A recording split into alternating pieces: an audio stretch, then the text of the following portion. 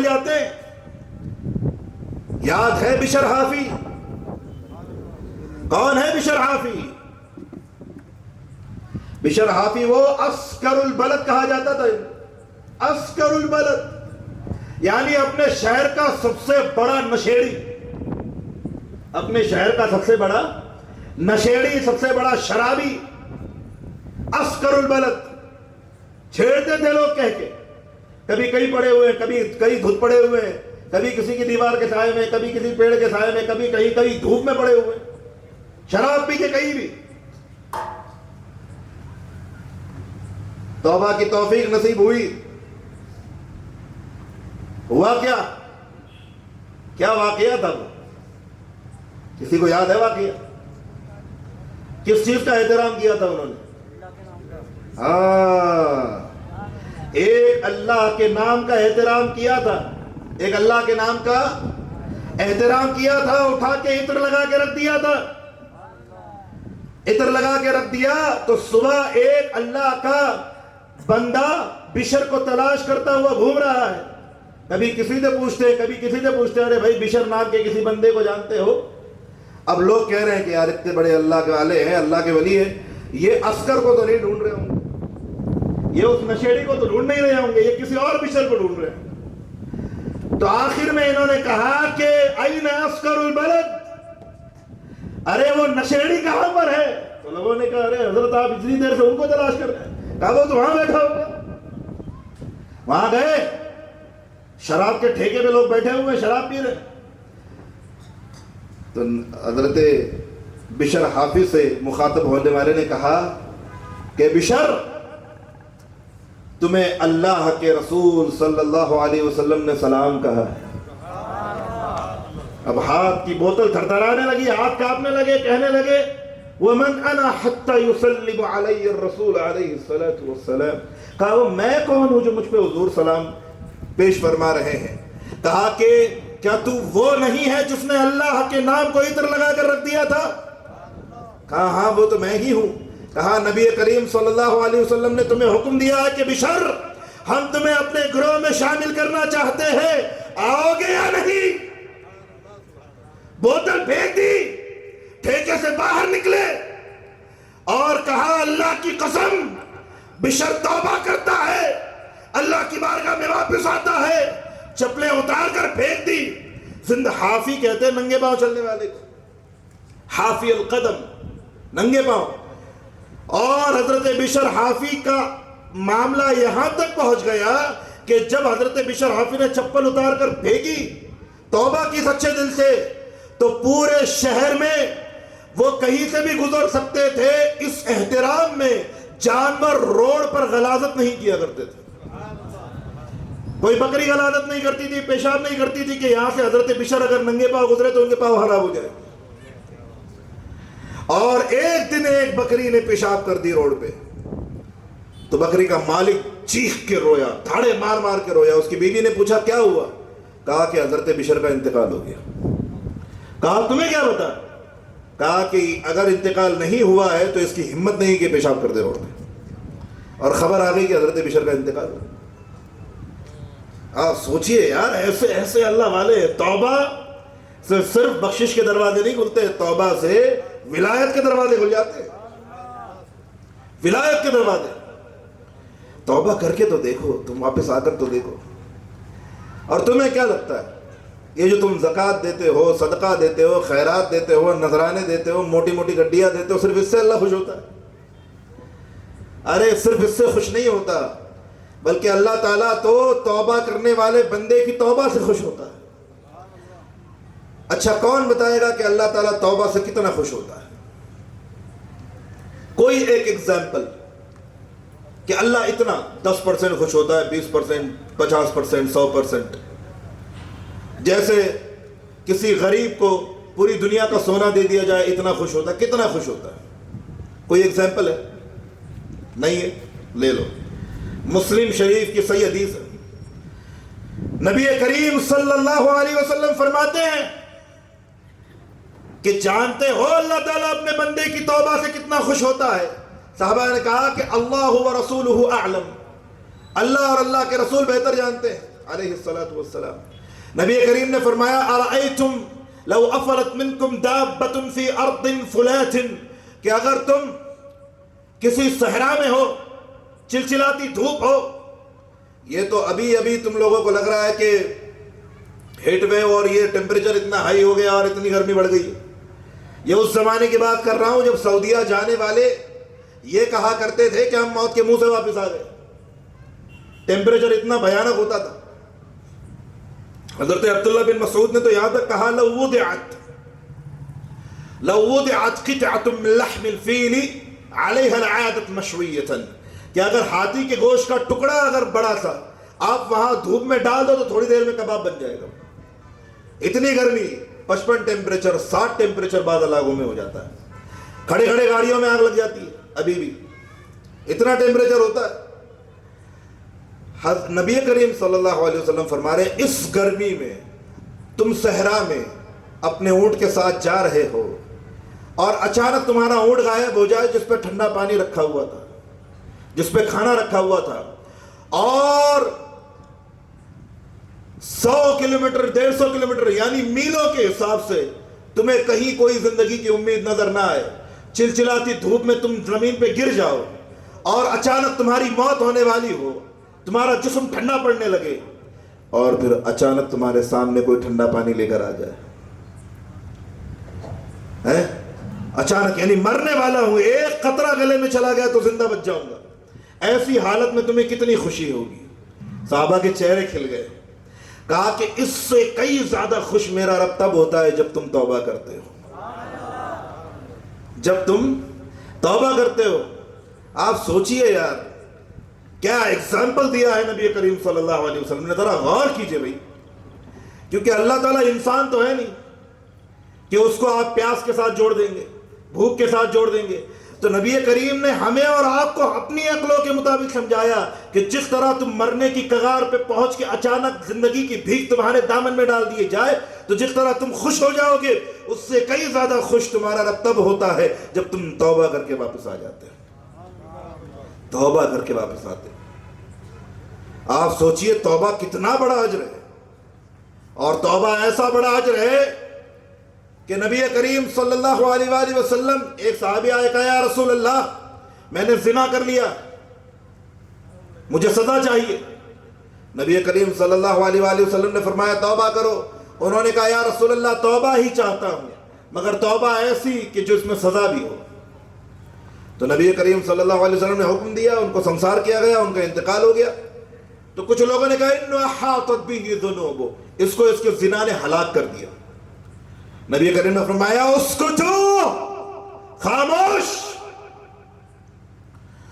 جس کو زانی کہہ کے تم یہ کہہ رہے ہو کہ اس کی توبہ پر تم قدم لگا رہے ہو، جس کو تم کہہ رہے ہو کہ اس کو اس کے زنا نے برباد کر دیا، سنو انہو تاب توبۃ لو قسمت بین الامت کلہا لوسعتها. اس نے اپنے گناہ کو قبول کر کے اللہ کی بارگاہ میں ایسی توبہ کی ہے کہ اس کی توبہ کے سامنے پوری دنیا کے زنا رکھ دیے جاتے، اللہ سب معاف کر دیتا. تو پہلی بات تو پیارے یہ سمجھ میں آئی کہ گنہگاروں سے نفرت کرنا چھوڑ دیجئے. گنہگاروں سے نفرت کرنا چھوڑ دیجئے، اور یہ مینٹلٹی بھی ختم کیجئے کہ اپنے اوپر مصیبت آئی تو آزمائش ہے، دوسرے کے اوپر آئی تو عذاب ہے. یہ کوئی بات نہیں ہوتی ہے.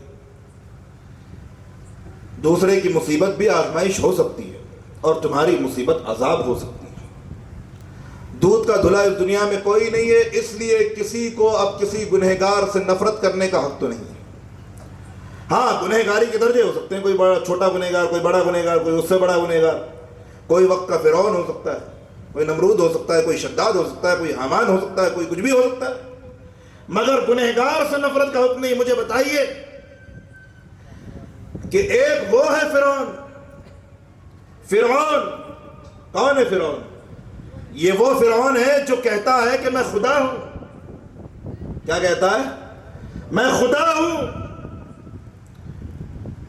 توحید پرست تو ایسے بندے کی گردن اڑا دیں گے جو کہے گا کہ میں خدا ہوں. لیکن اللہ کیا فرما رہا ہے اس کے بارے میں؟ فرما رہا حضرت موسیٰ اور حضرت ہارون سے اذهبا الى فرعون اذهبا الى فرعون انه طغى، فرعون کے پاس چلے جاؤ، اس کا دماغ گھوم گیا، خود کو خدا بول رہا۔ اور اللہ نے آگے کیا فرمایا؟ قاتلوا عذبوا قتلوا، اللہ نے یہ نہیں کہا کہ اس کو قتل کر دو، اس کو عذاب دو، اس کو مارو، اللہ نے کہا قولا له قولا لینا لینا، اس کے پاس جانا تو بہت نرمی سے اور پیار سے بات کرنا۔ کس سے بات کرنے کی بات ہو رہی ہے بھائی؟ فرعون ایک چھوٹا سا انسان اس دنیا پہ، جس کو اللہ جب چاہے ختم کر دے، ایک چھوٹا سا انسان جب چاہے اللہ تعالیٰ اس کی جان نکال لے۔ اللہ کہہ رہا ہے اذهب الى فرعون قولا له قولا لینا، اس سے پیار سے بات کرنا، لعلہ یتذکر او یخشی، ہو سکتا ہے کہ اس کی سمجھ میں تمہاری بات آ جائے۔ کہ اللہ تعالیٰ غیب نہیں جانتا؟ کہ اللہ غیب جانتا ہے کہ نہیں جانتا ہے؟ پھر بھی اللہ کیا فرما رہا ہے کہ جاؤ پیار سے بات کرو، ہو سکتا ہے اس کو تمہاری بات سمجھ میں آ جائے۔ تو اصلاح کا طریقہ میاں یہ ہے کہ آپ کسی گنہگار کے پاس جائیں تو نفرت اور شدت اور چڑچڑے انداز میں اس کو مت سمجھائیے، پیار محبت سے بات کیجیے۔ ارے شرابی کے یہاں کھانا بنا ہے، بیاج کا کاروبار کرنے والے کے یہاں کھانا بنا ہے، مگر تم کو یہ کس نے بول دیا کہ بیاج کا کاروبار کرنے والے کو اپنے گھر پہ بلا کے کھلا بھی نہیں سکتے؟ اپنے گھر پہ بلا کے کھلاؤ، یہ کون سی ذہنیت بنا لی کہ اس کے یہاں جا کے کھانا نہیں تو کھانے کے لیے بلاؤ گے بھی نہیں؟ ارے بلاؤ، بٹھاؤ، شرابی کو بھی بلاؤ، جواری کو بھی بلاؤ، اس کو بلاؤ، بٹھاؤ، سمجھاؤ اس کو کہ بھئی یہ جو تم کر رہے ہو غلط کر رہے ہو، توبہ کر لو، کیوں اپنی آخرت برباد کر رہے ہو؟ اتنا ملاقات کا کوئی تو طریقہ ڈھونڈو۔ دور بھاگتے رہو گے تو پھر اللہ تعالیٰ قیامت کے دن تمہیں اس بات کی سزا دے گا کہ تم سدھر تو گئے تھے۔ آپ یاد کیجئے اس دن کو، وہ واقعہ یاد کیجئے۔ اللہ تبارک و تعالیٰ نبی کریم صلی اللہ علیہ وسلم خود ارشاد فرماتے اوحى الله الى ملك من الملائكة ان اقلب ارضا فلانية واجعل عليها سافلها۔ کہا اللہ کے رسول صلی اللہ علیہ وسلم فرماتے اللہ نے ایک فرشتے کو حکم دیا، ایک فرشتے کو کہا کہ تم جاؤ اور فلاں شہر کو آسمان پہ اٹھانا اور پٹک دینا، زمین سب کو مار ڈالو، ختم کر دو سب کو۔ تو اللہ کے اس فرشتے نے کہا یا ربی ان لک فیہا عبدا لا یعصیک طرفت عین، اے مولا اس زمین پر تیرا ایک ایسا بندہ بھی رہتا ہے جس نے پلک جھپکنے کے برابر کبھی تیری نافرمانی نہیں کی۔ اللہ نے فرمایا عذبہ اکثر، اس کو سب سے زیادہ عذاب دینا۔ فرشتہ حیرت میں، اے اللہ اس کو سب سے زیادہ عذاب کیوں؟ کہا کہ لا یعصی، کان کھول کے سننا، لا یعصی ویرى المعصیہ، کہا یہ خود گناہ تو نہیں کرتا مگر گنہگاروں کو دیکھ کر گناہ سے روکتا بھی نہیں۔ یاد رکھنا، اس کو عذاب اس لیے نہیں دیا جا رہا ہے کہ وہ گنہگار ہے، اس لیے دیا جا رہا ہے کہ گنہگاروں کے بیچ میں رہ کر اس نے گناہوں کی اصلاح نہیں کی۔ یہ بات ایک عام بندے کی ہے۔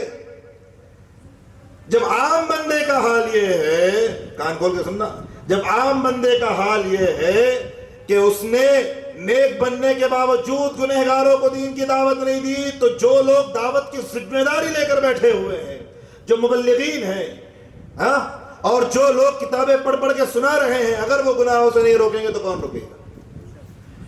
آپ لوگوں نے قرآن پڑھا ہے، آپ کو روکنا پڑے گا۔ آپ نے حدیث کو پڑھا ہے، آپ کو روکنا پڑے گا، کیونکہ تمہارے لیے اللہ تعالیٰ نے ایک شرط لگائی ہے قرآن کریم میں، کنتم خیر امہ، you are the greatest nation on this earth, but with one condition، تم اس دنیا کی سب سے بہترین امت ضرور ہو۔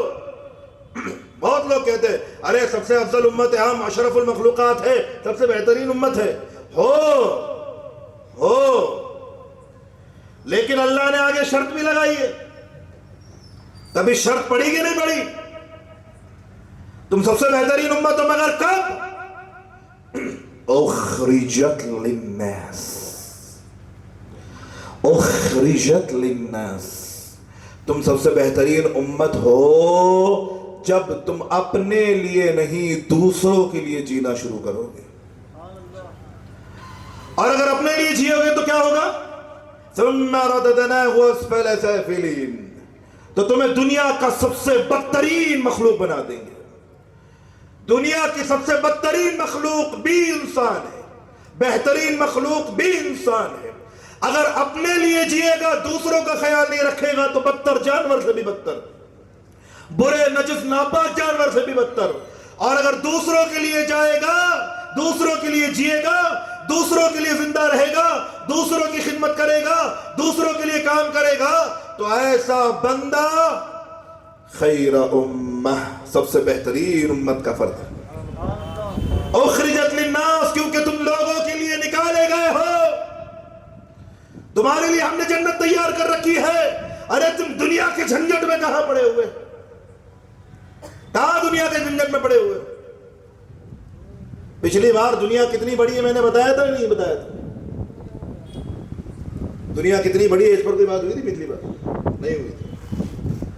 دنیا کتنی بڑی ہے؟ درود شریف پڑھیے، اللہم صلی علی محمد و آلہ و ترتیب عدد کل ما لک. ادھر دیکھیے، ادھر آپ کی جو کام ہاتھوں سے کیا جاتا ہے، جو کام، بولو نا، جو کام ہاتھوں سے کیا جاتا ہے اس کا آپ نگاہوں سے کچھ نہیں کر پائیں گے. ادھر دیکھیے،